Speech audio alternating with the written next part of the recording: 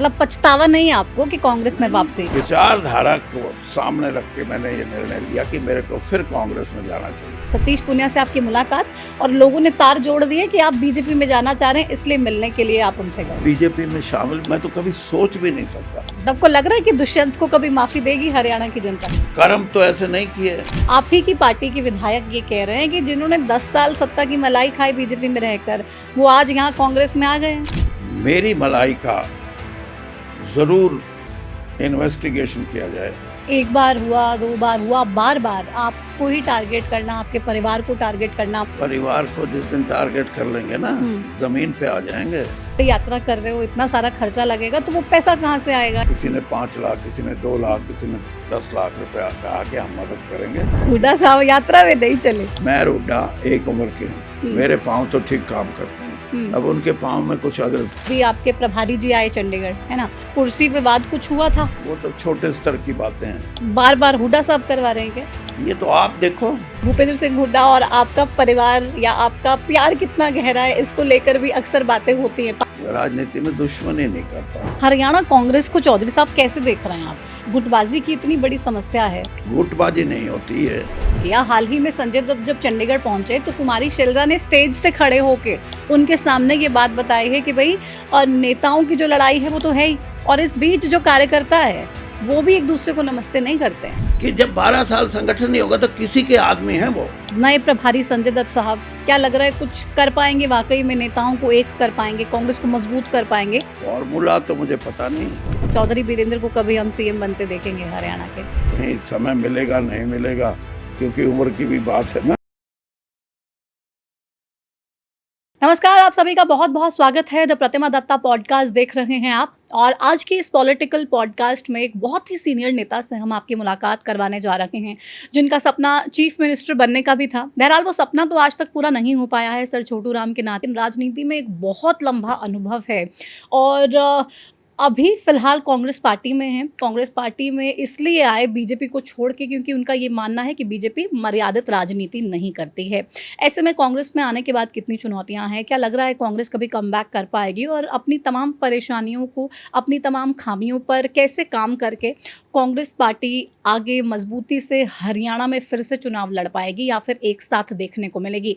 तमाम बातों पर खुल के बातचीत करने के लिए हमारे साथ चौधरी वीरेंद्र सिंह मौजूद हैं। बहुत बहुत स्वागत आपका वीरेंद्र सिंह जी हरियाणा न्यूज़ पर। धन्यवाद। अब बहुत सारा लंबा सफ़र, बहुत ज़्यादा राजनीति का अनुभव, और अब कांग्रेस पार्टी में जिस तरीके की चुनौतियां आप देख रहे हैं, क्या लगता है कांग्रेस में जो वापसी का फैसला था ठीक है? देखिए, कांग्रेस से बाहर जाना तो अलग बात थी, लेकिन कांग्रेस में जो मेरी वापसी है वो उसका आधार मैं ये बता सकता हूँ कि जो सिद्धांतिक रूप से जो राजनीतिक दल हैं और ख़ास तौर पे बीजेपी, उसकी विचारधारा से मैं शुरू में ये लगता था कि थोड़ा बहुत फ़र्क होगा कांग्रेस की और बीजेपी की विचारधारा में, लेकिन वहाँ जाने के बाद लगा कि वो उनकी तो सोच ही अलग है। तो इसलिए मैंने फैसला तो बहुत पहले ले लिया था, लेकिन कई कारण होते हैं कि उस फैसले को मैं कब करूं, क्योंकि मैं ये भी समझता था कि जल्दी कर दिया तो लोग ये कहेंगे देखो आज यहाँ कल वहाँ, और बहुत देर कर दी तो उसके और हिसाब लगाएंगे लोग, क्योंकि इतनी देर में आए तो क्यों आए। लेकिन जो भी है, मैं विचारधारा को सामने रख के बीजेपी में नहीं रह सकता था, और कुछ कारण ये भी था कि मैंने बृजेंद्र सिंह जो मेरा बेटा है, उस समय ये एमपी थे, तो मैंने इनसे कहा भी, ये मेरे से भी ज़्यादा उत्सुक थे बीजेपी छोड़ने के लिए। बीजेपी छोड़ने। मैंने कहा अच्छा सफ़र है फिर तो आराम से लेगा।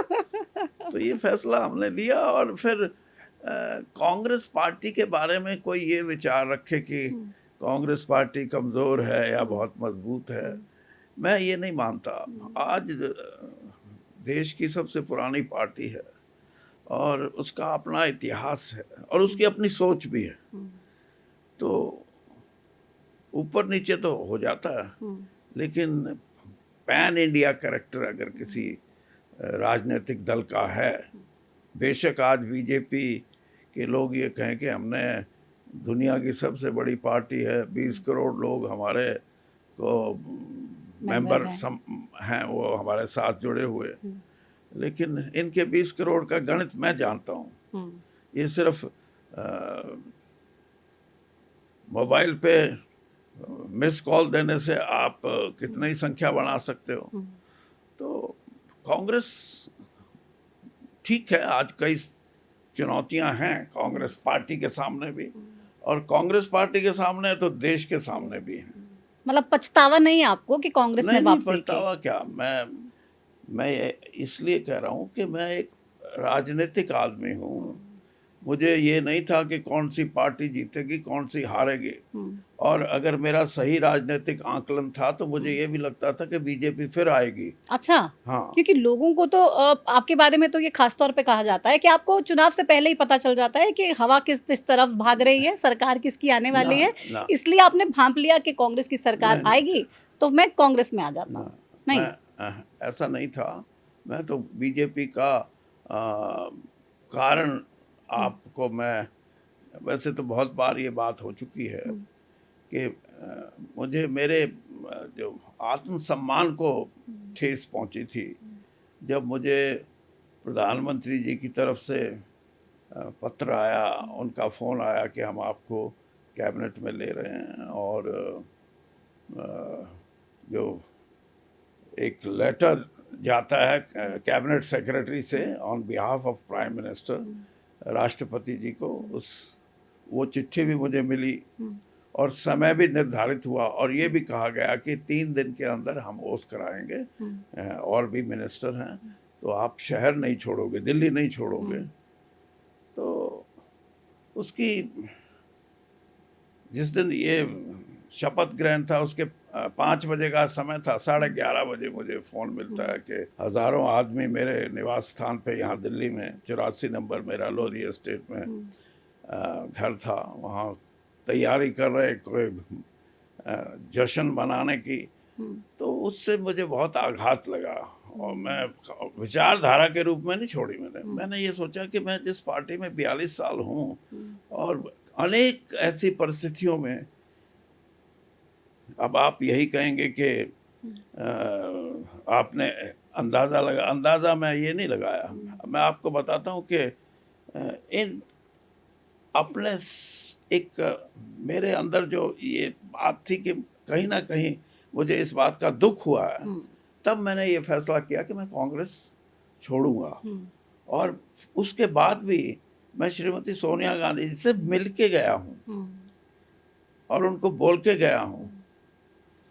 और जब प्रधानमंत्री जी ने मुझे मंत्रिमंडल में लेने की बात कही तो उन्होंने भी मुझे 5-6 घंटे पहले बुलाया अपने घर पे चाय पे, और मैंने उनको भी यही कहा कि मैं कारण अनेक हो सकते हैं, लेकिन मैं आज भी कांग्रेस के जो जिनसे मेरा संबंध रहा है, ख़ास तौर पे राजीव गांधी जी से, जो मेरे बहुत, मैं ये कह सकता हूँ कि मेरी उनकी बहुत अच्छी समझ थी आपस में, और फिर उसी तरीके से सोनिया जी की भी बात थी। तो इसलिए जब वहाँ मुझे इस बात की तकलीफ़ हुई तो मैं ये निर्णय लिया। और हाँ, पॉलिटिकल मैं इसलिए हूँ कि मैंने ये तो ज़रूर सोचा कि कांग्रेस के बाद किस पार्टी की हो सकता है यहाँ मजबूती हो, तो वो स्वाभाविक थी कि बीजेपी की थी, उनकी सरकार बन चुकी थी केंद्र में। लेकिन इतिहास के पन्नों से एक बात निकालता हूँ मैं, जो जिसका आपको जवाब, कि मैं पंडित इस बात का नहीं हूँ कि ये देखूं कि किसका राज आएगा, कौन सी पार्टी ठीक है। मैं 1977 में जब इमरजेंसी चल रही थी तो हमारे जींद जिले के जो कांग्रेस के अध्यक्ष थे उन्होंने पार्टी छोड़ दी और वो CFD में चले गए। बाबू जगजीवन राम जी ने पार्टी बनाई थी। उस समय मैं युवा कांग्रेस का अध्यक्ष था अपने जिले का, जींद जिले का। तो चौधरी रणबीर सिंह जी, भूपेंद्र सिंह हुड्डा जी के पिताजी, वो हमारे अध्यक्ष थे प्रदेश के उस समय। उन्होंने मुझे कहा कि वीरेंद्र भाई, वो आपके ज़िले के अध्यक्ष छोड़ गए पार्टी, कोई आदमी तलाश करो जिसको हम कांग्रेस का जिम्मेदारी दे सकें ज़िले की। मेरे अनेक प्रयास के बाद भी कोई तैयार नहीं हुआ। अच्छा। हाँ, क्योंकि एक हवा चल पड़ी कि कांग्रेस तो गई, कांग्रेस तो गई। तो उन्होंने मुझे कहा फिर ऐसे करो, तुम दोनों काम करो, ज़िला कांग्रेस बड़ी के भी अध्यक्ष तुम और युवा के भी तुम।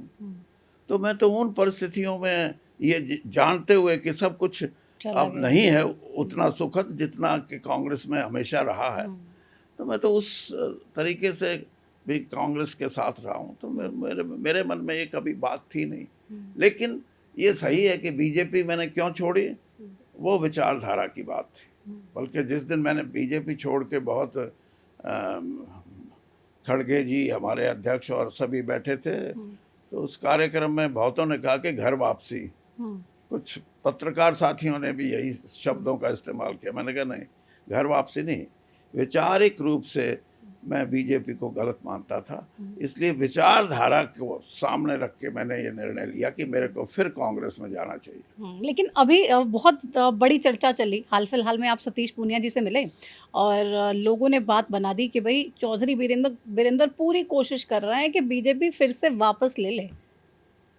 बीजेपी फिर से आपको वापस ले ले, आप बीजेपी में जाना चाह रहे हैं। सतीश पूनिया से आपकी मुलाकात और लोगों ने तार जोड़ दिए कि आप बीजेपी में जाना चाह रहे हैं, इसलिए मिलने के लिए आप उनसे गए। नहीं, वो देखो, अच्छा वो आप जो पूनिया जी की बात कर रहे हैं, सतीश पूनिया जी। हाँ, सतीश पूनिया मेरे पुराने जानकार हैं और जब मैं बीजेपी में भी था तब भी मेरे उनके अच्छे संबंध थे और मेरे मन में उनके लिए कुछ ऐसा था कि ये आदमी राजनीतिक तौर पे कुछ ना कुछ डिजर्व करता है जो कि उसकी पार्टी ने उसे कभी दिया नहीं। तो उनको जब ये पद मिला तो मैंने उनको खुद फ़ोन किया। मैंने कहा भाई आपके लिए बहुत अच्छा हुआ और मैं बधाई दूंगा।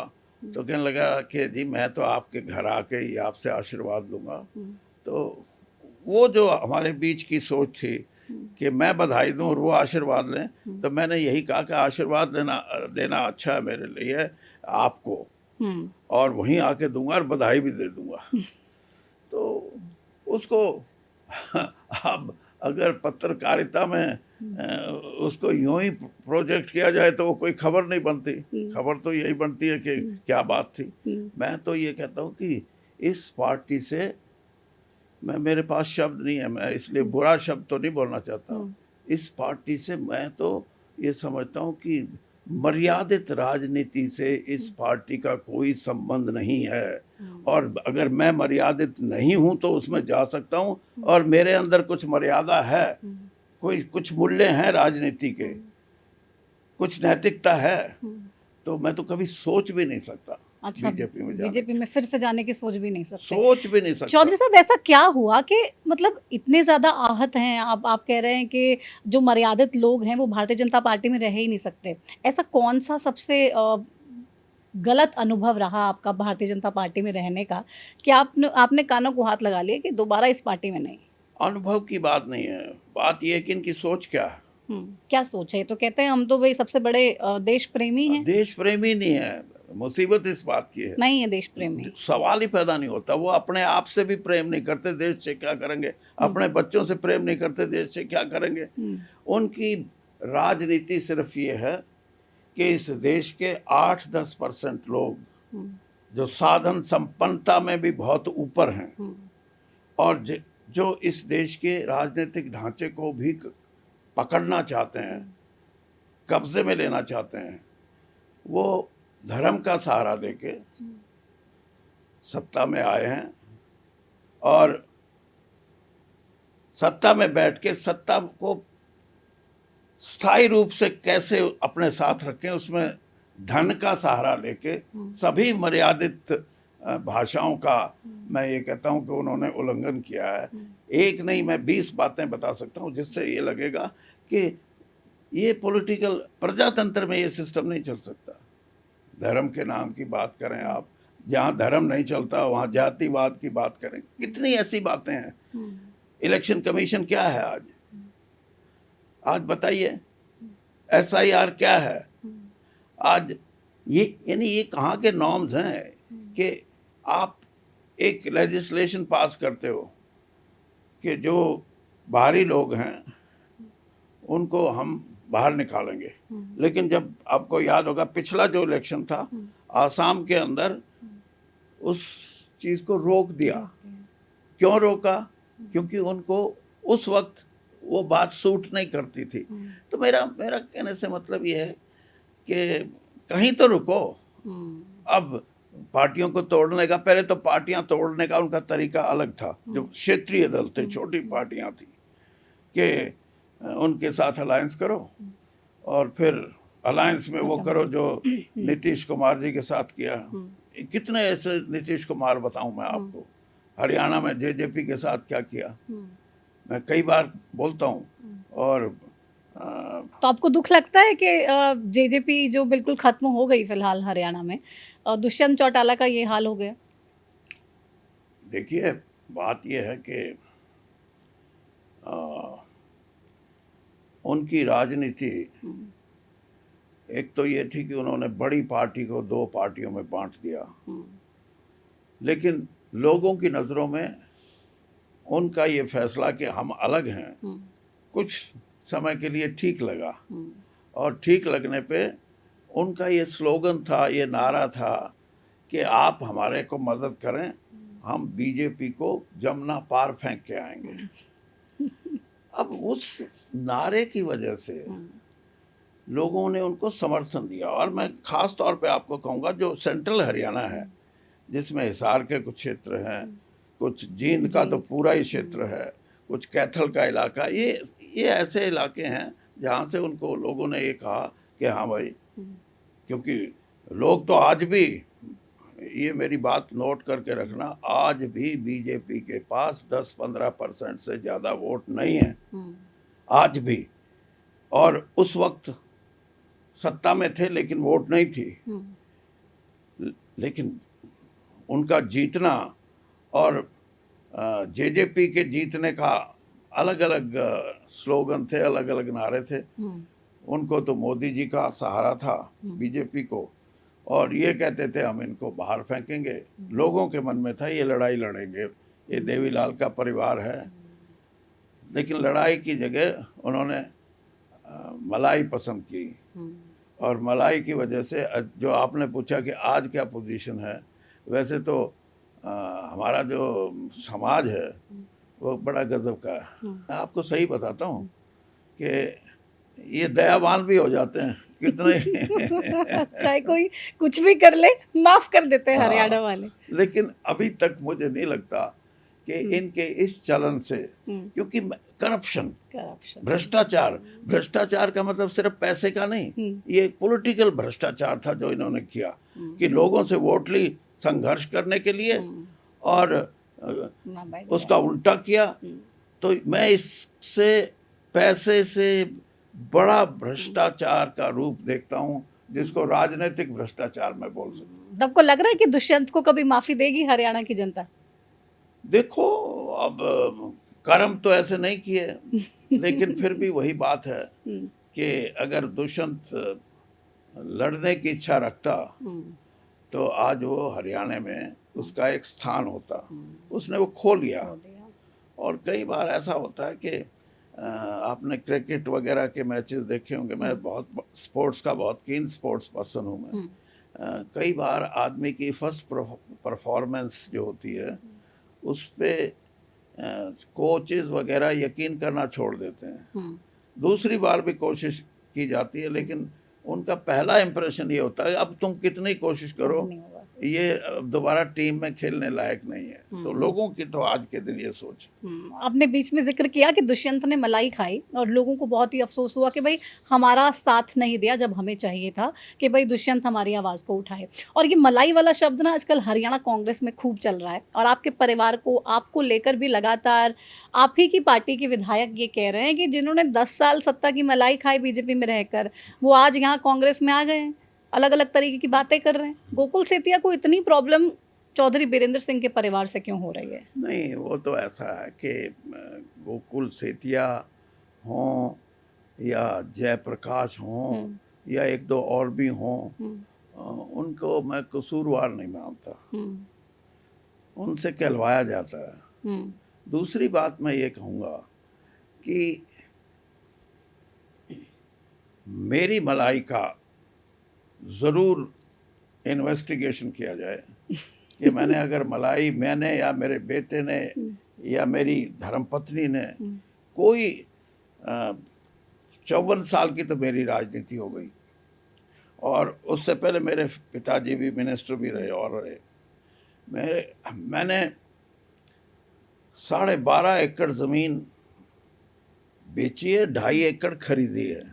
तो अब इसमें नफ़ा नुकसान आप देख लें, मेरे बैंक बैलेंस को चेक कर लें, मेरी प्रॉपर्टी को चेक कर लें। और सही बात मैं ये कहूँ कि कई बार मन में आ जाती थी, मैं इतना भला इंसान नहीं हूँ कि मेरे अंदर कोई ऐसी भावना ना आए कि मैं भी पैसा क्यों ना बढ़ाऊँ।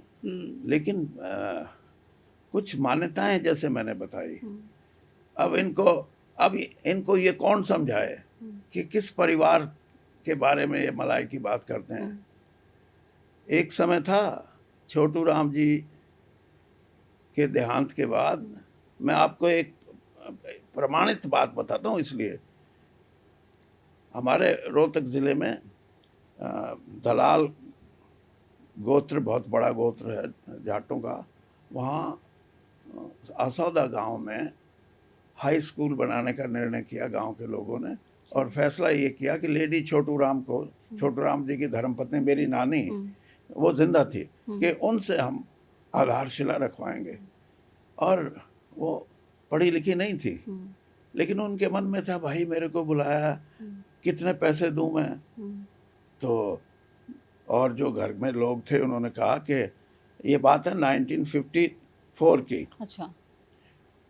वो कहने लगे, ये माई जी, उनको माई जी बोलते थे, माई जी 2100 रुपये तो दो। 2100 रुपये नहीं थे छोटू राम जी की धर्मपत्नी पे, कहीं से लेके देने पड़े। मैं इसलिए बताता हूँ कि ये लोग जो बात करते हैं, सिर्फ मलाई की बात उन पे लागू होती है जो मर्यादित राजनीति से हट के बात करते हैं, और मर्यादित राजनीति ये बोलती है। इसलिए मैं आपको कह रहा हूँ कि मेरा मन करते हुए भी मुझे ये क्यों एहसास होता था कि मैं ऐसा करूँगा तो मेरी लोगों में बदनामी नहीं होगी, बल्कि ये कहेंगे ये छोटू राम जी का नाम भी इसने बदनाम कर दिया।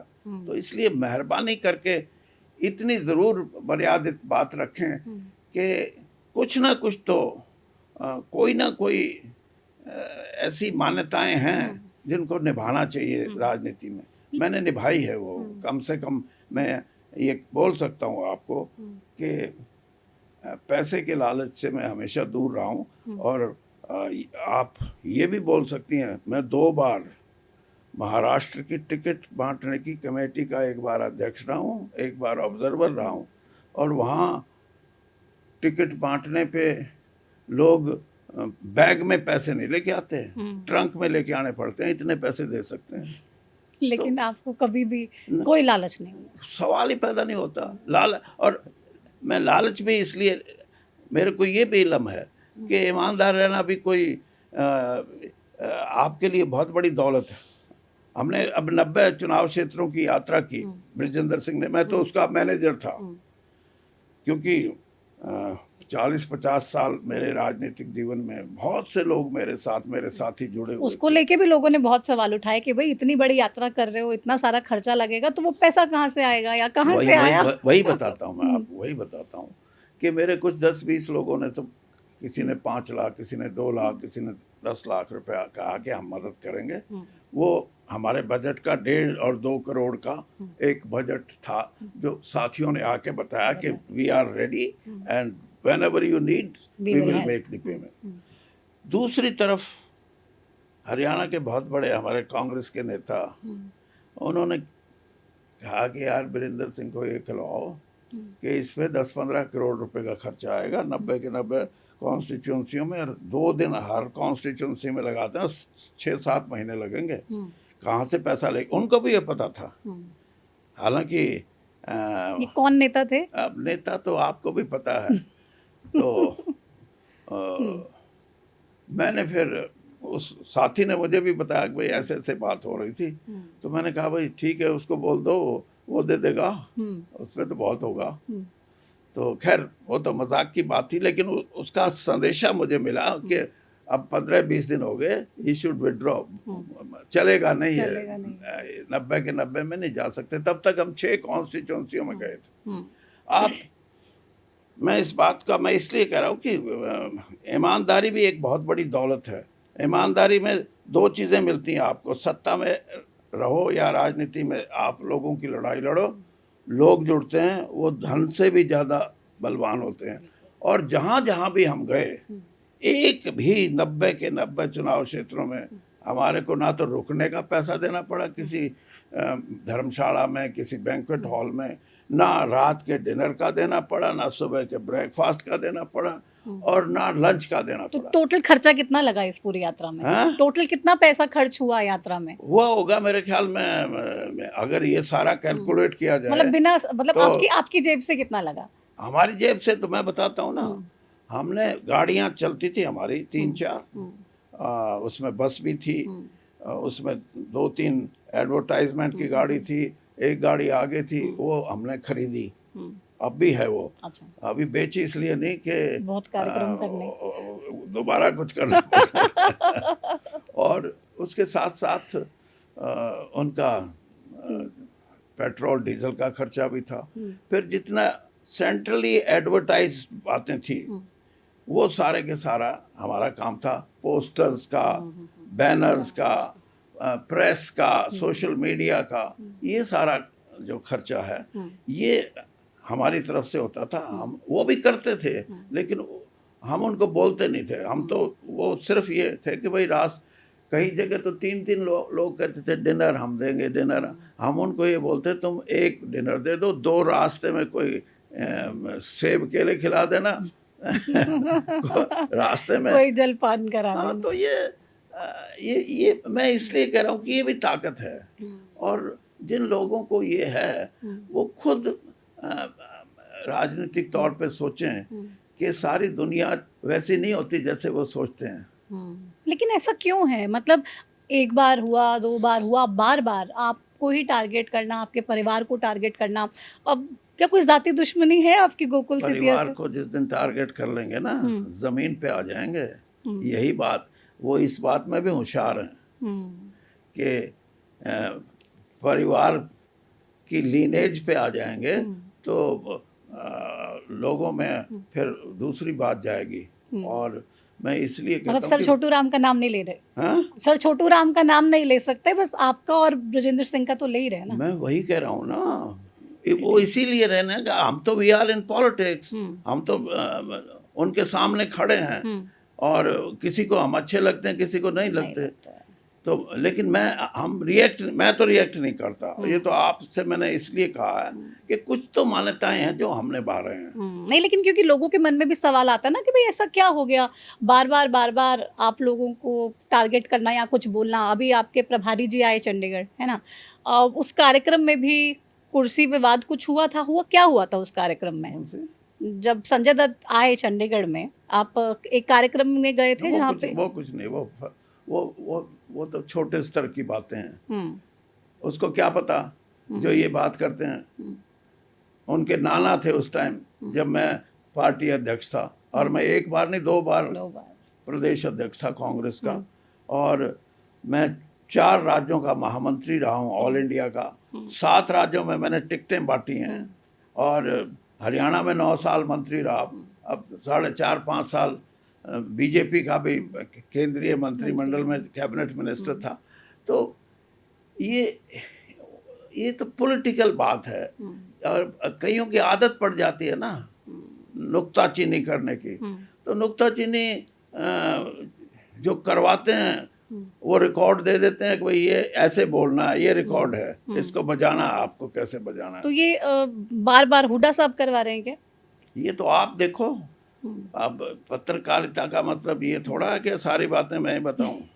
नहीं, आपकी पार्टी नहीं, की है, आपसे जुड़ी है, तो मैंने सोचा कंफर्म कर नहीं, आपसे मैं ये एक बात मैं आपसे भी सवाल कर सकता हूँ कि इतने चुस्त दुरुस्त आप भी हो कि कुछ तो निकाल के आप अपनी तरफ से व्याख्या करो उसकी। मतलब मैं तो देखो आपकी किससे दोस्ती किससे वैर ये तो आप ही मुझे अच्छे से बता पाएंगे ना। बाहर तो लोग अलग अलग तरीके की बातें करते हैं।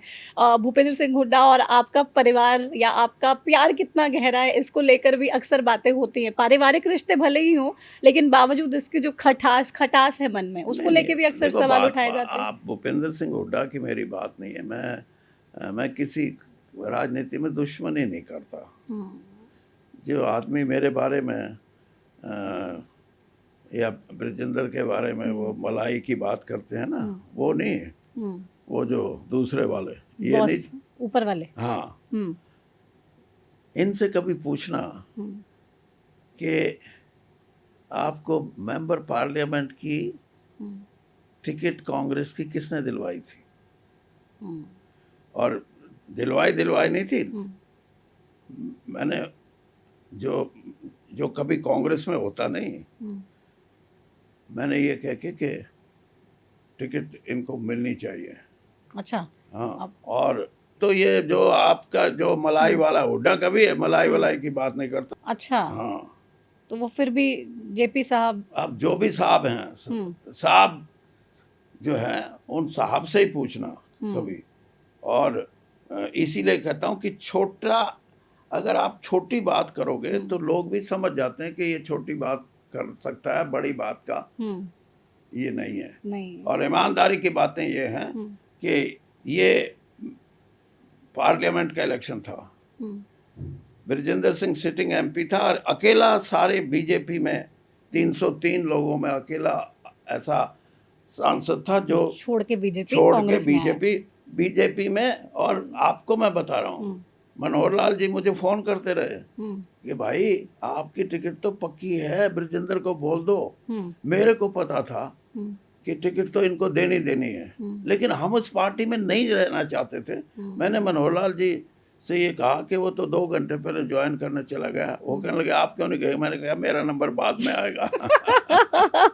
तो मैंने ब्रजेंद्र को कहा, मैंने कहा भाई तू पहले जा। हाँ पहले जा। और वहां जाके 11 बजे का टाइम था, मैंने कहा बैठ जा 9:30 बजे जाके। ऐसा लग रहा था कि बीजेपी इतना दबाव बना देगी कि कांग्रेस में ज्वाइनिंग ही नहीं होने देगी। नहीं, दबाव नहीं, मतलब उनके तरीके होते हैं ना। वो उनको ये शक होगा कि शायद हमारे को टिकट नहीं मिलती इसलिए हम छोड़ रहे हैं। हाँ। ये नहीं बात नहीं, मेरे को पता था। अब वही बात लीगेसी की आ जाती है, who would deny ticket to me, that is the question. अब लेकिन बट कांग्रेस में गए टिकट ही नहीं। मैं वही बात बता रहा हूँ आपको। अब सुनो आप, यही फर्क होता है राजनीति में कि जो लोग इस तरह की बातें करते हैं ना, वो कांग्रेस के टिकट का इंतजार करते थे और बीजेपी को बोल के आते थे कि अभी डिक्लेयर मत करना, आप अपनी टिकट डिक्लेयर मत करना एसआर की। मेरे को कांग्रेस की मिल गई तो ठीक है ना, आपकी पार्टी से लड़ूंगा। These are the people those who talk nonsense. ये क्या है? तो और हम कांग्रेस ने, ठीक है, हमने कांग्रेस ज्वाइन की। ब्रजेंद्र सिंह के और राहुल जी के ताल्लुकात अच्छे थे, बहुत अच्छे थे, क्योंकि 3 साल लगातार एक ही कमेटी में रहे। लेकिन टिकट नहीं दिया, और टिकट क्यों नहीं दिया मैं जानता हूँ। क्यों नहीं दिया मैं जानता हूँ, लेकिन हमसे कोई ये उम्मीद करे कि हम टिकट नहीं मिला इसलिए नाराज हैं, इसलिए पार्टी छोड़ दें, जिसमें आए थे वहां से चले जाएं, या जिसको मिली है उसका विरोध करें। दिल से हमने मदद की जिसको भी टिकट मिली।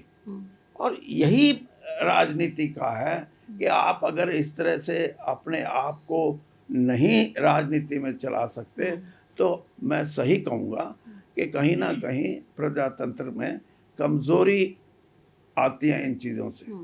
और यही चीज़ें हैं जो इंसान को बड़ा बनाती हैं। और बड़े वो लोग हैं जिनको आज भी, पंडित नेहरू 3 बार एक एमपी थे, इंदुलाल याग्निक अहमदाबाद से इंडिपेंडेंट बनते थे 1952 में, 1957 में, 1962 में। 1962 के इलेक्शन में कांग्रेस का जो प्रत्याशी थे वहीं से, वो पंडित जी से आम सभा का समय ले गए इलेक्शन के समय। और पंडित जी जब बोल रहे थे, पंडित नेहरू, तो उन्होंने कहा ये हमारे कैंडिडेट हैं, ये हैं, इनको मदद करना है।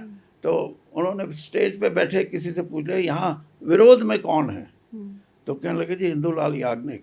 कहने लगे फिर मेरे कैंडिडेट को वोट मत देना, उनसे अच्छा पार्लियामेंटेरियन और अच्छा मर्यादित राजनीति करने वाला आदमी कोई नहीं हो सकता। ये है बड़ेपन की निशानी।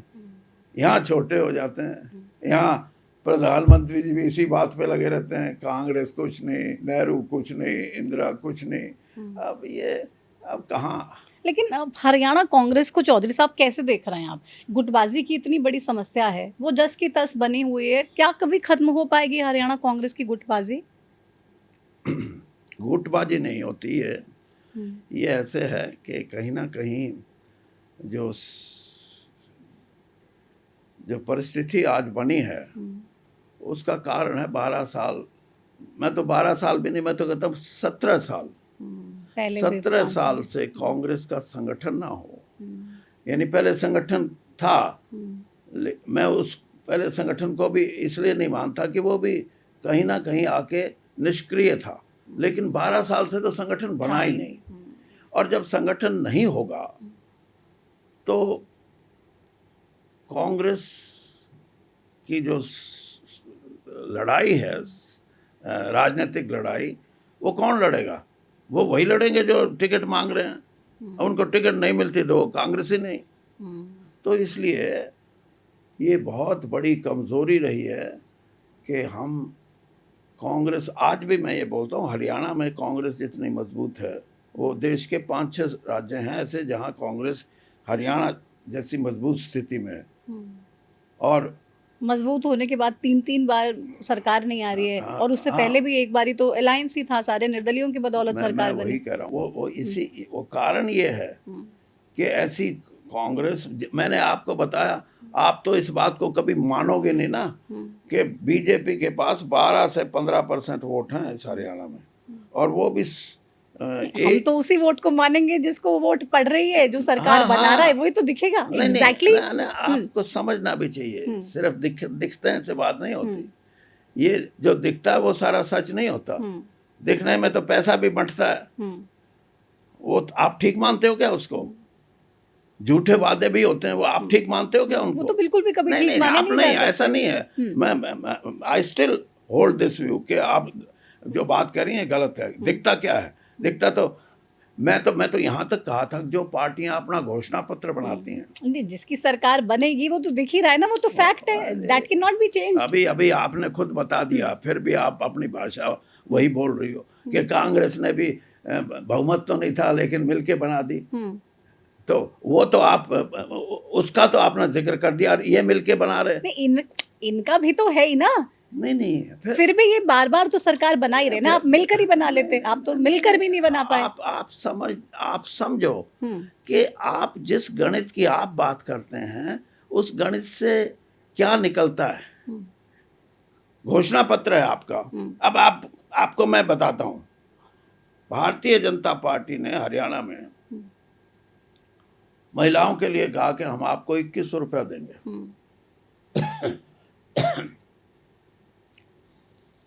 और हर महीने आपको 2100 रुपया मिलेगा। अभी साल भर बाद तो उन्होंने शुरू किया, लेकिन उन्होंने कैलकुलेट किया कि अगले 40 महीने हैं जिनमें हम उनको पैसा देंगे, तो इलेक्शन के 3-4 महीने ही बचेंगे। उन्होंने क्या है कि 1000 रुपया तो आपका बैंक में जमा करा देंगे और 1100 रुपये या 1000 रुपये आपको नकद देंगे। क्यों है ये?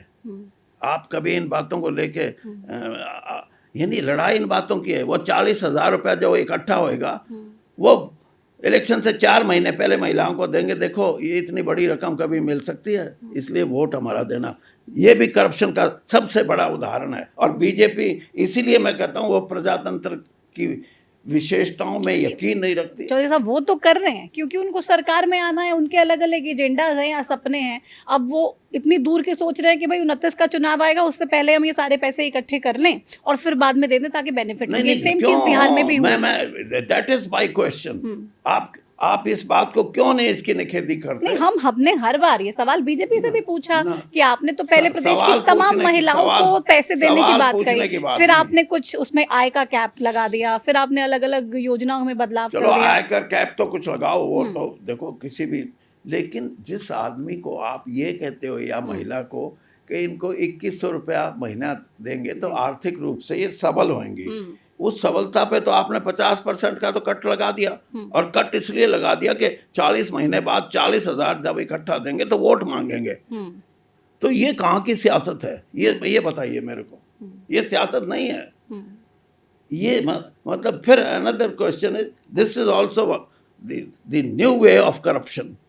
You are corrupting the political scenario of our country. आप वोटर को सिर्फ पैसे के लिहाज से खरीदना चाहते हैं और फिर कहोगे प्रजातंत्र तो बचेगा। ये तो हर कोई कर रहा है ना। अगर ये बीजेपी ने वादा किया कि हम 2100 देंगे, तो कांग्रेस ने भी वादा किया था कि हम आपको देंगे 2000 रुपए। आपकी सरकार नहीं आई तो आप कर नहीं। मैं ये नहीं कह रहा मैडम, मैं समझ गई सर, नहीं, आप क्या आप कह नहीं रहे हैं। समझे। मैं समझ गई आप क्या कह रहे मैं हैं, ये लेकिन कह रहा मैं हूँ ये कि कह आधे रही हूँ। पैसे क्यों उसको बैंक में और यही नहीं है, किसान की बात है, उनके लिए भी यही कि हम आपके पैसे जो एमएसपी पे हमने खरीद की है कि आपके 7 लाख रुपए, किसी के 5 लाख, किसी के 12 लाख हमने बैंक में भेज दिए हैं।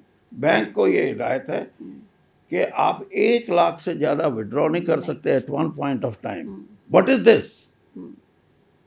तो ये इन चीज़ों पे आप, ये चीजें डिसाइड करने के लिए पहले चुनाव तो जीतना पड़ेगा। आप सरकार में आएंगे फिर तो वही बात नहीं, कर रहे हो। आप सरकार में आएंगे तो आप उसके बाद चीजें डिसाइड कर लेंगे ना कि आपको पैसे साथ में देने हैं, रोक के देने हैं, कैसे देने हैं। वो लेटर स्ट्रैटेजी नहीं, है। आप ऐसे नहीं है, आप डबल बात कर रहे हैं कि सरकार में आने के लिए तो इसका नहीं, मैं आपसे ये बात कर रही हूँ कि कांग्रेस अगर अपनी गुटबाजी को खत्म करके, या आप कह रहे हो चलो गुटबाजी नहीं है, संगठन नहीं था, ये सबसे बड़ा कारण था, तो नेता तो एक साथ मिल नहीं रहे ना। किसी के मंच पे किसी को इज्जत नहीं दी जा रही है, और कहाँ पर किसी और को इज्जत नहीं दी जा रही है। कोई कह रहा है हुड्डा सरकार बनाएगा, कोई कह रहा नहीं कांग्रेस सरकार बनाएगा। वोटर तो कंफ्यूज हो गए। आप एक बात समझो कि कांग्रेस पार्टी, राहुल गांधी का जो ये एक इनिशिएटिव था संगठन खड़ा करना, इससे जो परिणाम निकल के आने शुरू हुए हैं, उन परिणामों की मैं परिकाष्ठा बताता हूँ क्या होएगी।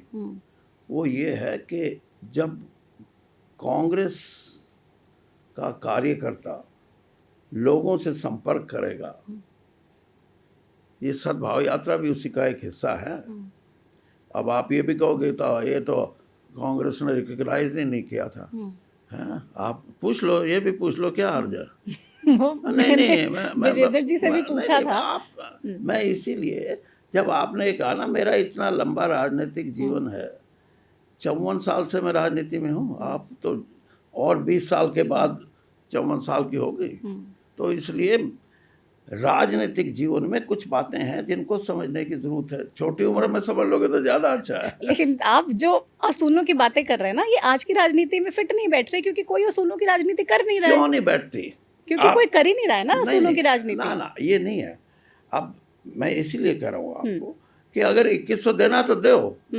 आपने कहा ना कांग्रेस ने भी वायदा किया था, मैं इसको ये नहीं, ठीक है, ये फिर 20 तो हैं, लेकिन फिर भी सभी पार्टियां, अगर एक पार्टी सब कुछ वायदे कर दे, दूसरा ना करे, वो भी, लेकिन जिस मैं तरीका मैं ये बता रहा हूँ कि इस तरीके से आप कुछ ना कुछ जो वैल्यूज हैं जिनके ऊपर वोटर अपना तो है, ये फैसला लेता है, वोटर फैसला जो लेता है, वो कुछ ना कुछ वैल्यूज तो है ना, वैसे तो फैसला नहीं लेता।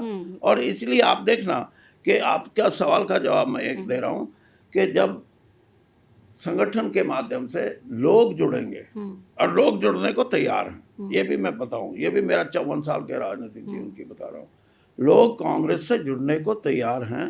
जब लोग जुड़ेंगे तो कार्यकर्ताओं में भी ये होगा कि लोग तो अब कांग्रेस से जुड़ गए, तो वो उन नेताओं को जो आपने कहा कि वो अपनी अपनी भाषा बोलते हैं, बोलते हैं। नहीं बोलते हैं, हम्म। तो वो भाषा बोलना बंद हो जाएगा, हम्म। क्योंकि संगठन की ताकत हम्म। कार्यकर्ता ही नहीं सिर्फ, मैं कहता हूँ जब कांग्रेस के साथ लोग हैं तो कार्यकर्ता भी लोगों के साथ है, और जब कार्यकर्ता लोगों के साथ है तो नेताओं को भी लोगों की बात की तरफ ही देखना पड़ेगा। उनको ये हिम्मत नहीं हो सकती कि वो अपनी बात को प्राथमिकता देके पार्टी की बात को नीचे रखें। ये बात आपने चली नेताओं जाएगी। कार्यकर्ताओं का जिक्र किया। हाल ही में संजय दत्त जब चंडीगढ़ पहुंचे तो कुमारी शैलजा ने स्टेज से खड़े होके उनके सामने ये बात बताई है कि भाई नेताओं की जो लड़ाई है वो तो है ही, और इस बीच जो कार्यकर्ता है वो भी एक दूसरे को नमस्ते नहीं करते हैं। नहीं ऐसी बात नहीं। देखिए कार्यकर्ता कौन है? हुड्डा साहब के अलग कार्यकर्ता हैं, कुमारी शैलजा के अलग हैं। अभी कार्यकर्ता की भी परिभाषा मैं बताऊं आपको कि जब 12 साल संगठन नहीं होगा तो किसी के आदमी हैं वो कार्यकर्ता नहीं है आपके। नहीं, कार्यकर्ता कैसे होंगे? पहले उस व्यक्ति विशेष से जुड़ेंगे तब कांग्रेस के कार्यकर्ता हैं। जब कांग्रेस के कार्यकर्ता होंगे तो वो सबके कार्यकर्ता होंगे, और उनके मन में सबके लिए सम्मान होगा, और उस नेता को भी ये होगा कि ये तो सभी तेरे लिए तो बराबर हैं। ये भावना तभी होती है जब लोगों का भी लोगों का समर्थन कांग्रेस को मिल रहा है, और कांग्रेस उसको स्लो करे अलग बात है, एक्सपीडाइट करे, तेजी पकड़े, तो कांग्रेस तो 6 महीने, अगले 6 महीने में पूरा संगठन हमारा बन जाए। आप देखना कांग्रेस कितनी मजबूत होती है, और आप देखना कि आपका ये जो ग्रुप की कहानी है, ये गुट की कहानी है, ये कैसे खत्म होती है। हम तो चाहते हैं खत्म हो, हम तो नहीं, बार आप चाहो ना चाहो, लोग चाहते हैं। नहीं, हम भी चाहते हैं कि खत्म हो जाए, क्योंकि हरियाणा तो खबर कैसे मिलेगी? नहीं हमें तो चाहिए ही नहीं खबर। हम तो चाहते हैं कम से कम कांग्रेस पार्टी एक हो जाए, हमें कोई खबर नहीं चाहिए चौधरी साहब। मैं नहीं मानता ये, कहीं ना कहीं खबर का तो मसाला अलग। पर आप लोग बार बार मसाला देते हैं ना। हुड्डा साहब कह रहे तू मेरा साथ दे दे रणदीप सुरजेवाला को, फिर देख कैसे हम सरकार में आते हैं। रणदीप सुरजेवाला कह रहे हैं मैंने तो बहुत आपका साथ दे दिया, अब आपकी बारी है, आप साथ दो। तो ये सारी बातें तो बड़े नेताओं के बीच में ही हो रही है ना। अब आप ये बातें बोलेंगे तो हमें तो खबर मिलेगी कम से कम। ये कोई खास बात नहीं होती। देखो आप एक बात और समझो, 140 साल पुरानी पार्टी हो, उसमें मेरे जैसे आदमी 50-50 साल से राजनीति कर रहे हो। मैं अपने पे लेकर हुड्डा और दूसरों की बात नहीं करता, मैं अपनी बात करता हूँ। मेरे साथ 50 साल के मेरे राजनीतिक जीवन में हजारों साथी जुड़े, और आज भी बहुत बड़ी संख्या में वो उसी तरह मेरे साथ जुड़े हुए हैं। अब वो सिर्फ मेरे को ऊपर उठाने की बात नहीं है, वो भी, उनकी भी ये आशा उम्मीद होती है कि हमारे को भी कहीं ना कहीं पार्टी में सम्मान मिले, कभी टिकट मिले, कहीं हम एमएलए बने, मंत्री बने, एमपी बने। उनके मन में भी है ये भाषा, ये उम्मीद। तो उस उम्मीद को अगर मैं एक उनका सीनियर आदमी, लीडर ऑफ देयर विशेस, मैं अगर कहीं ना कहीं ये कहूँ नहीं भाई मेरे में अपना काम आप करो, तो क्यों जुड़ेंगे वो? तो इसलिए हमारे को भी, हमारे जो साथी इस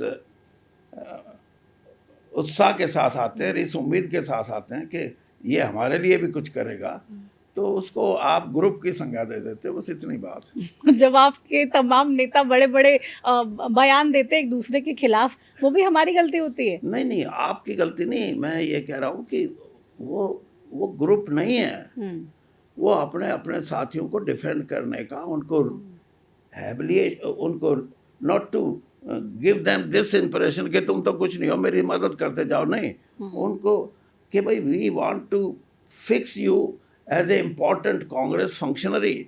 और वो फिक्स तब होते हैं जब उनको ये हो कि हमारा भी समाज में कोई सम्मान है, हम सिर्फ ये नहीं है कि बैठ गए हम उनके समर्थक हैं, नहीं, समर्थक होना भी बड़ी बात है, और फिर समर्थक को ये एहसास कराना कि आप मेरे साथ जुड़े हो तो मैं भी आपका उतना ही सम्मान करता हूँ। राजनीतिक तौर पे मेरी कोशिश ये रहेगी कभी ना कभी आपको भी पूरा सम्मान मिले, पार्टी में मिले, ये है।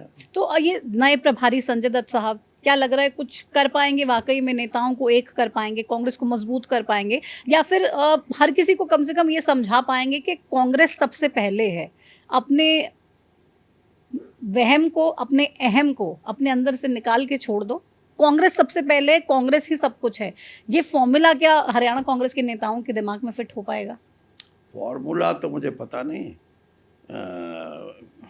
पार्टी क्या बना के करेगी, लेकिन मैं इतना ज़रूर जानता हूँ कि संगठन पूरा हो जाए और कोई आदमी किसी के रिकमेंडेशन से बन जाए पूरा संगठन, कम से कम 40 to 50,000, 40 से 50,000 कांग्रेस के लोगों को संगठन में जगह मिल जाती है। किसी को कुछ जिम्मेदारी ब्लॉक लेवल पे मिल जाती है, किसी को स्टेट लेवल पे, किसी को डिस्ट्रिक्ट लेवल पे, फिर डिफरेंट सेल्स में।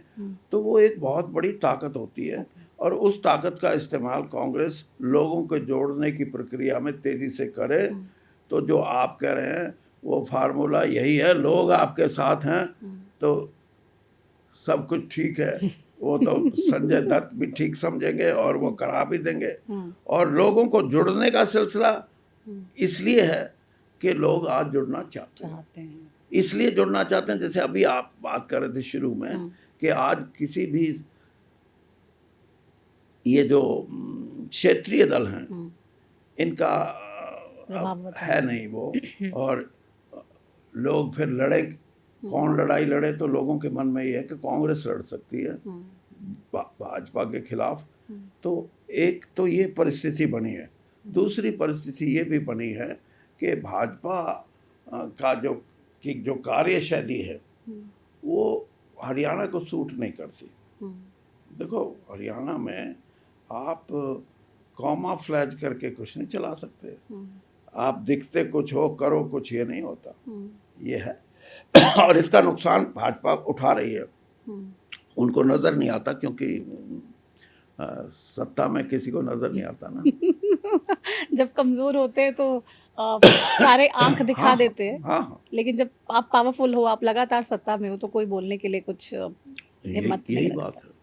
लेकिन आपको लग रहा है कि बीजेपी का डाउनफॉल हरियाणा में शुरू हो गया? ये 15 साल बीजेपी को भी हो जाएंगे ना, प्रदेश में भी और ऊपर देश में भी।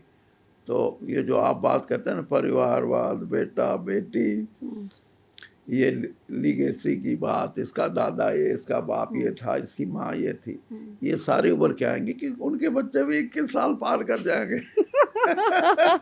अच्छा, राव इंद्रजीत सिंह, आपकी तो दोस्ती भी रही है काफी उनसे, अब बीजेपी में नाराज भी हैं, बार बार कभी कुछ बयान भी देते हैं, कभी प्रोटोकॉल सिखाने का भी काम करते हैं। आपको लगता है कि बीजेपी की जो बगावत है वो भी अब जल्दी उभर कर सामने आने वाली और फूटने वाली है? बीजेपी में दो तरह का एलिमेंट है, एक तो है गूंगे पहलवान, वो तो आरएसएस के माध्यम से आए हुए हैं, वहां तो सिखाया नहीं जाता बोलना है। और एक जो बाहर का जो एलिमेंट है, चाहे वो किसी भी पार्टी से आया हो या आरएसएस से संबंधित ना हो, उसकी क्षमता है बोलने की, लेकिन आप ऐसे माहौल में रहेंगे तो वो क्षमता में कहीं ना कहीं कमी आ जाती है।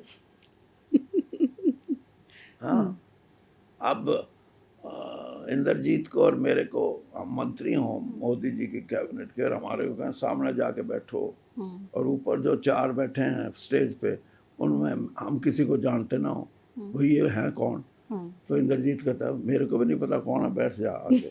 मैं थोड़ा लेट गया था। अच्छा। तो मेरा मतलब ये है कहने का कि आप लीडरशिप को ग्रो करो, ये नहीं है कि वसुंधरा राजे को हटा के भजनलाल शर्मा को बना दो, जिसको खुद नहीं पता था कि तुम कभी एमएलए भी बन सकता है। ये दिस इज नॉट पॉलिटिक्स।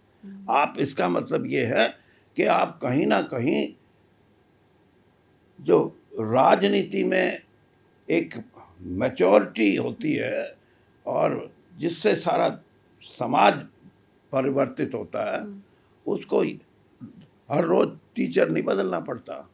कोई ऐसे आदमी भी होते हैं जिनकी लोग बात सुनने को तैयार होते हैं, कईयों की नहीं सुनते।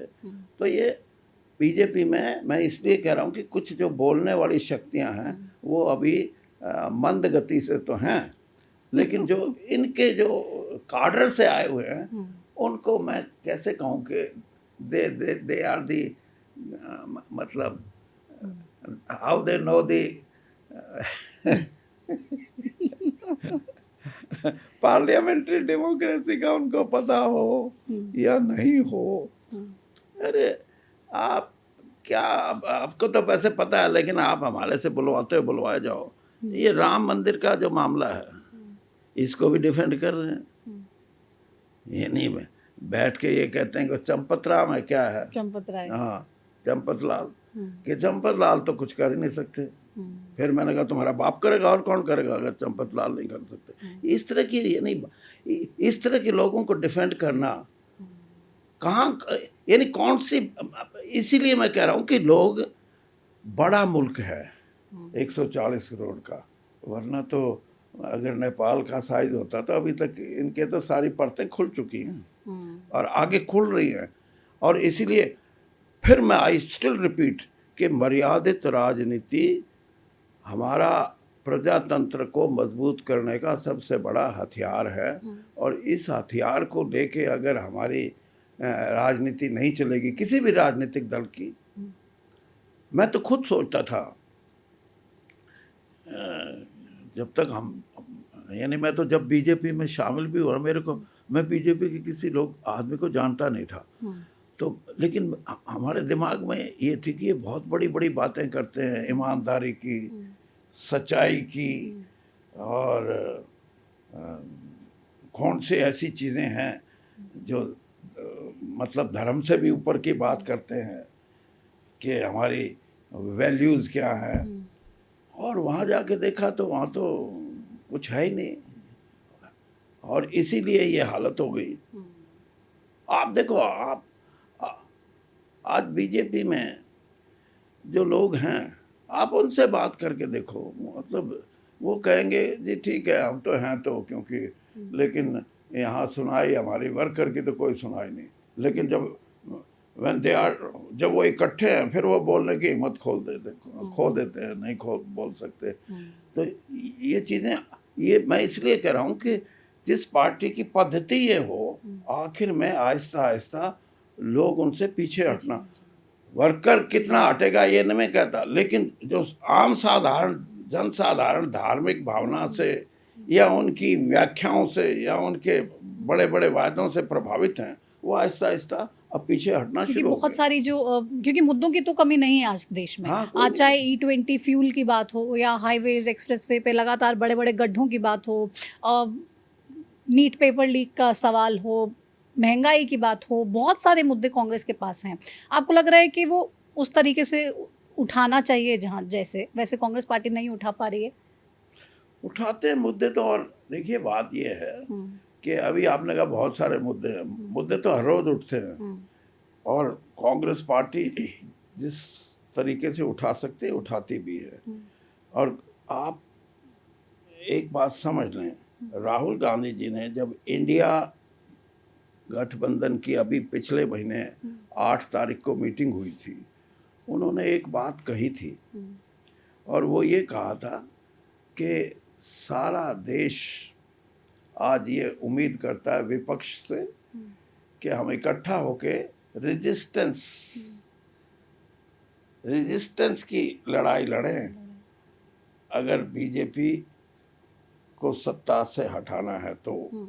और ये बात वही है जो आपने कही, मुद्दा एक नहीं है, मुद्दे तो हजारों हैं। मुद्दा तो सबसे बड़ा ये एक प्रजातंत्र रहेगा नहीं रहेगा, मुद्दा तो सबसे बड़ा ये है कि हमारा वोट का अधिकार रहेगा नहीं रहेगा, मुद्दा तो ये है कि कॉन्स्टिट्यूशन में जो कमेरा वर्ग है, जो जिसको हम गरीबी की संज्ञा में डालते हैं, उनको जो हक मिले हुए हैं पढ़ाई लिखाई के मामले में, नौकरियों के मामले में, आर्थिक समृद्धि के मामले में, वो कहाँ है? किसान, अब आप ये बताइए कि जब ये एक इकोनॉमिक रिफॉर्म्स की बात आई 1991 में शुरू हुई थी, और अब 35 साल हो गए समझो।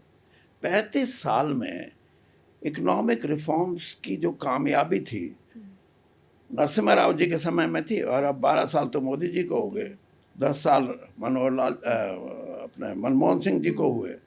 तो ये सारे का सारा जो युग है, इसमें किसान को क्या मिला है? मेरे प्रोफेसर को, मैं 1966-67 में BA फाइनल का स्टूडेंट था, मेरे प्रोफेसर की तनख्वाह थी 270 रुपये, और उसी साल गेहूं का भाव निश्चित हुआ था 74 रुपये क्विंटल। आज वो तो 2,500 पे गया है 74 रुपये क्विंटल के हिसाब से। और उसी तरीके का प्रोफेसर जो है वो 1.25 लाख से 1.5 लाख के बीच में पड़ता है, उसकी तो 60% इंक्रीज है, और मेरे किसान की 20% भी नहीं। तो ये उन्होंने साफ, जो इकोनॉमिक रिफॉर्म्स में यही था कि इंटरनेशनल जगत में हम कॉम्पिटिटिव होंगे तो हमारी इकोनॉमी डेवलप करेगी, और डेवलप इकोनॉमी में जो बेनिफिट्स हैं, economic benefits, those should be percolate down to the farmer, to the man, those who are bracketed as poor और नीडी। आज उसको भी कुछ नहीं मिल रहा, किसान को भी कुछ नहीं मिल रहा, और यही लड़ाई है। और इसीलिए आप, फिर मैं दोबारा यही बात कि मर्यादित राजनीति नहीं करते तो ये बातें उभर के आती हैं। अब आपने तो अभी हाँसी का देख लिया होगा ना नज़ारा, यानी इससे बड़ी और क्या मैं ये क्या कहूँ कि disrespect to the agitators. Agitator की बात मानो ना मानो वो अलग बात है, लेकिन उसकी डिसरिस्पेक्ट नहीं होनी चाहिए। वहाँ जाके नारे लगाते हैं मनोहर लाल जी जिंदाबाद, अपना सैनी साहब का, हाँ क्या नाम है, नायब सैनी, नायब सैनी, नहीं अब नाम बदल गया। आज प्रधानमंत्री जी को आपने भाषण नहीं सुना, अब है नायब सिंह सैनी, नायब सिंह सैनी जिंदाबाद, और प्रधानमंत्री की जय हो, भारतीय जनता पार्टी की जय हो। और सबसे बड़ा धोखा लोग, ये दिस इज चीटिंग। और उसके बाद अब फिर समझौता हुआ, उस समझौते में भी एक शब्द है कि ये जो 4 इंच की जो पाइप है ये तभी ऑपरेटिव होगी when there is availability of water. नहीं ये नहीं है कि दूसरा, अवेलेबिलिटी ऑफ वाटर मतलब अगर पानी जो बड़ी पाइप है जिसमें हांसी में जाएगा, उस पानी में कोई कमी है तो that availability is not being counted, कि फिर तो वो कह रहे हैं कि वो पूरी पाइप भर के चले तब 4 इंच की बात हो सकती है।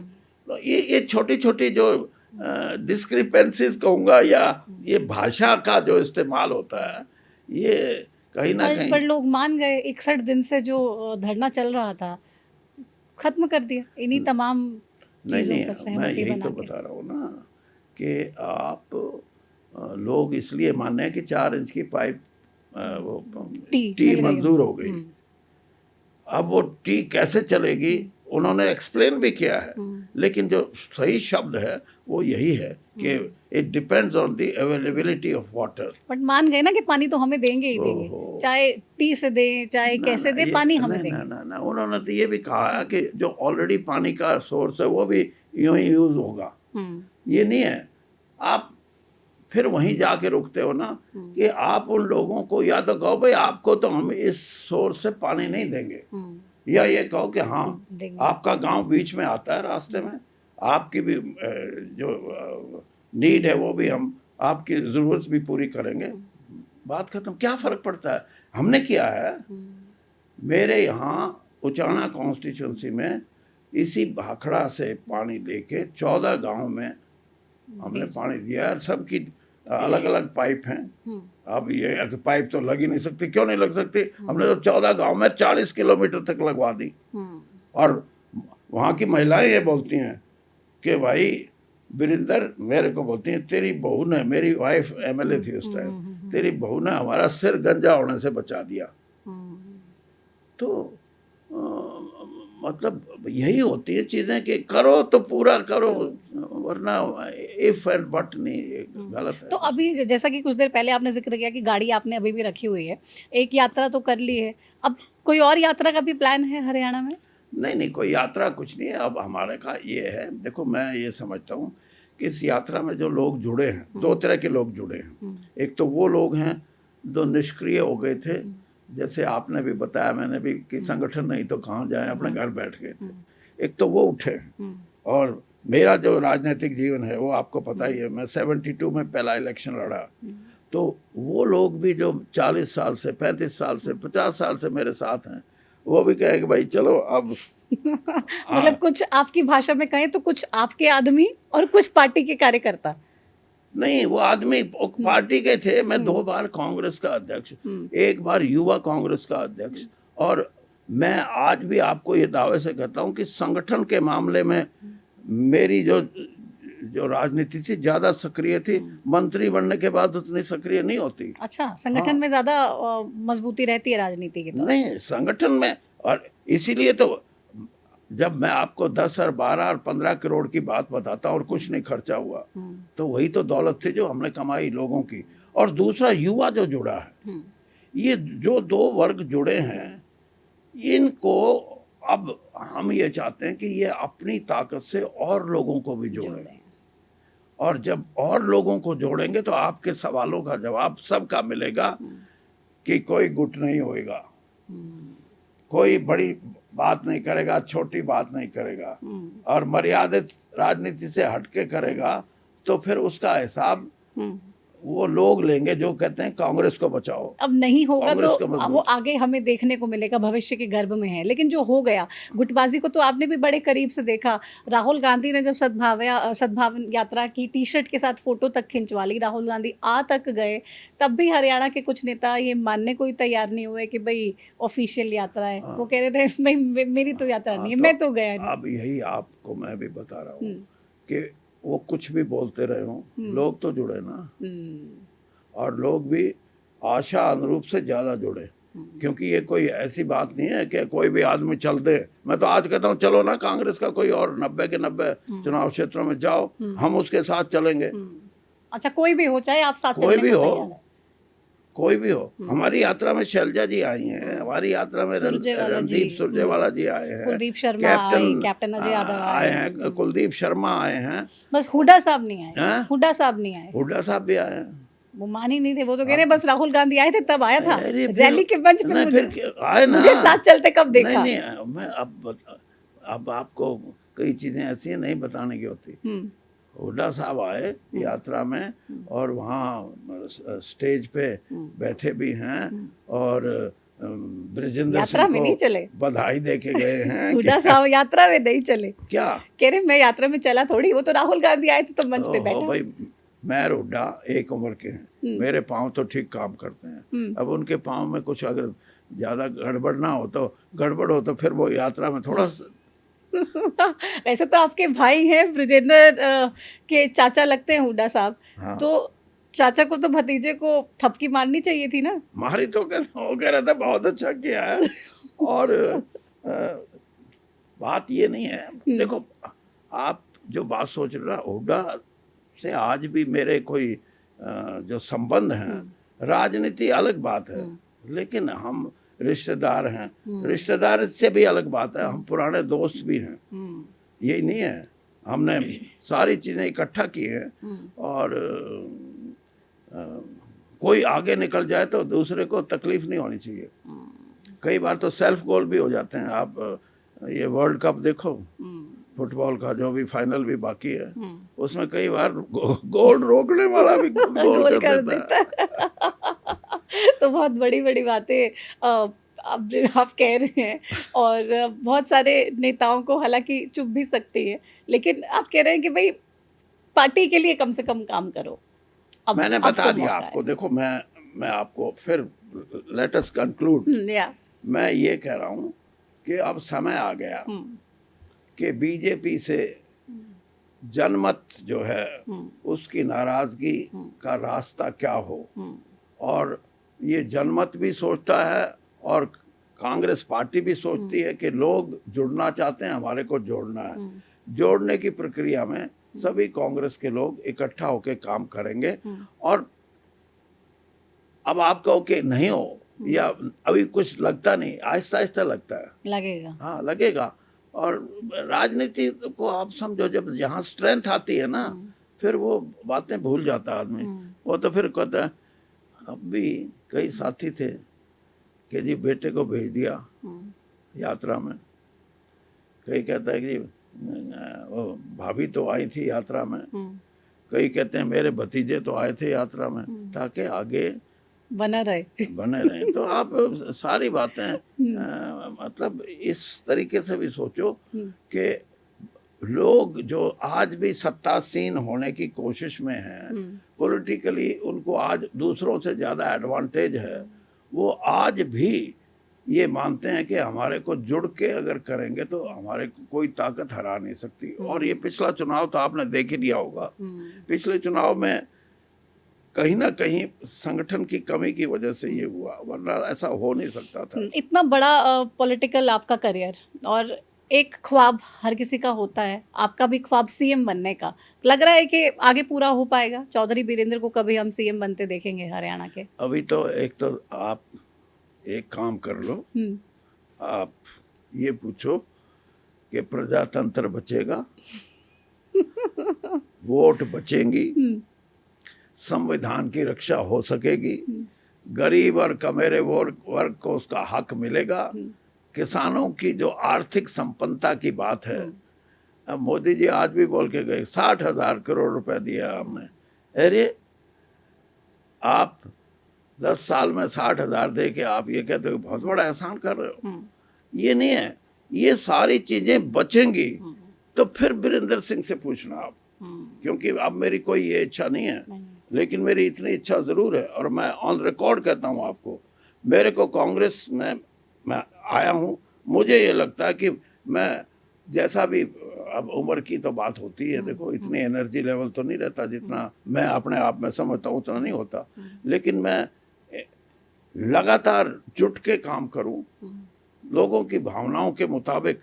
आज कांग्रेस से आपको अथाह ताकत मिल सकती है आम जनता की, और उसके लिए मैं काम करूंगा।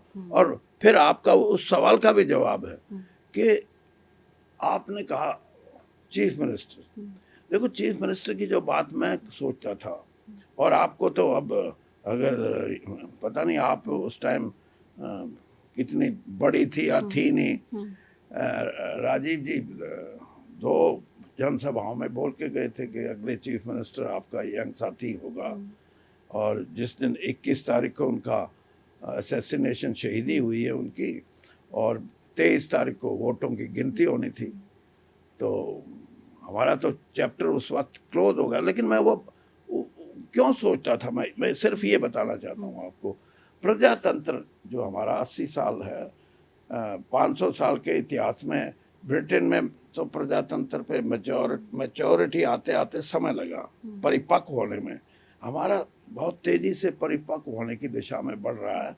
जो हमारा प्रजातंत्र है।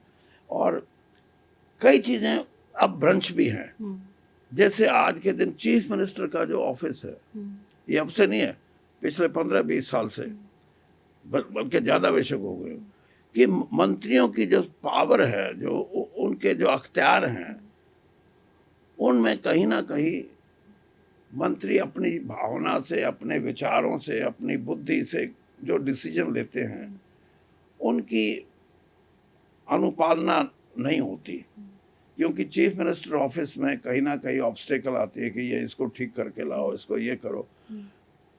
प्रधानमंत्री का जो ऑफिस होता था, मैं पंडित नेहरू जी की तो बात नहीं करता क्योंकि हम तो उस टाइम बहुत छोटे थे, लेकिन उसके बाद जितने भी प्रधानमंत्री हुए हैं, कहीं ना कहीं किसी न किसी रूप में मैंने देखा भी, और कहीं किसी न किसी रूप में बहुत मेरे साथ, राजीव जी के साथ और संबंध भी मेरे रहे हैं। यहाँ ऐसा नहीं था, यहाँ कोई कैबिनेट मिनिस्टर है, उसके कुछ जो अधिकार हैं उन पे पूरा वो अपना अधिकार के अनुसार काम करता था। प्राइम मिनिस्टर ऑफिस से कोई इंटरव्यू नहीं करता था, कोई इंटरवेंशन नहीं होती थी, कोई दखल अंदाजी नहीं होती थी। लेकिन यहाँ भी वो चीफ मिनिस्टर स्टाइल यहाँ भी घुस गया अब, कि वहाँ CMO चीफ मिनिस्टर ऑफिस, यहाँ PMO की जो इंटरफियरेंस है मोदी जी के समय में, वो तो मैंने खुद देखी है ना। यानी वो भी एक अब ब्रांच है प्रजातंत्र का। तो इसलिए मैं ये सोचता था कि कुछ मेरे अपने सोच है, मेरी अपनी सोच को अगर मैं चीफ मिनिस्टर हूँ तो मैं उसको जमीन पे उसी तरह उतारूंगा जैसे मैं सोचता हूँ। आप मंत्री हो, आप अपने हाउस में बोल सकते हो, आप अपने चीफ मिनिस्टर को बोल सकते हो, ऊपर बोल सकते हो, लेकिन पूरे तौर पे वो आपके उतारेंगे नहीं उतारेंगे अलग बात।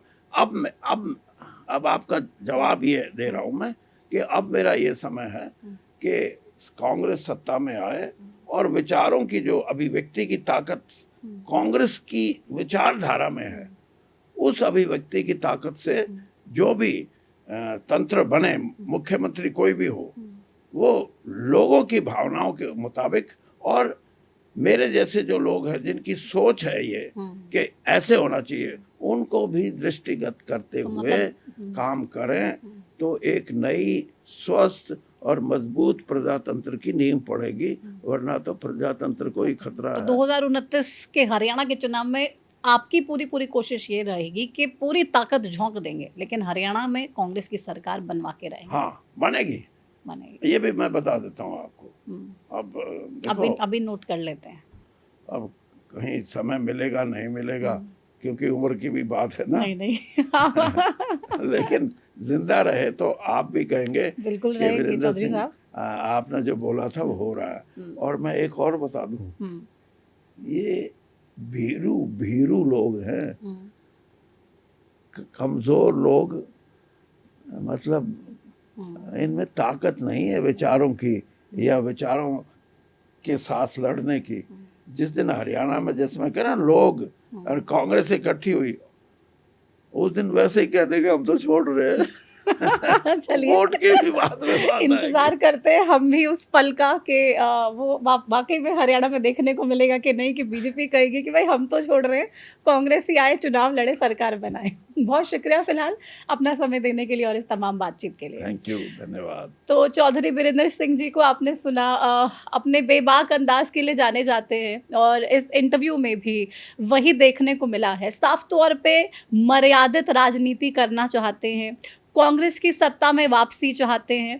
कांग्रेस के तमाम जो नेता हैं गुटबाजी में, अलग अलग गुटों में जो बटे हुए हैं, उनके लिए भी कह रहे हैं गुटबाजी नहीं है, संगठन नहीं था, और संगठन नहीं होने की वजह से ही इतनी ज़्यादा प्रॉब्लम कांग्रेस पार्टी में देखने को मिल रही है। अब संगठन बनना शुरू हो चुका है, लगातार संगठन आगे बढ़ रहा है, और वो समय दूर नहीं है जब कांग्रेस एक बहुत मजबूत संगठन के साथ, बहुत मजबूत कार्यकर्ताओं के साथ ग्राउंड पे उतरेगी, और तमाम नेता एक साथ एकजुट होकर कांग्रेस पार्टी के चुनाव में मदद करेंगे, कांग्रेस पार्टी की सरकार हरियाणा में बनवाने का काम करेंगे।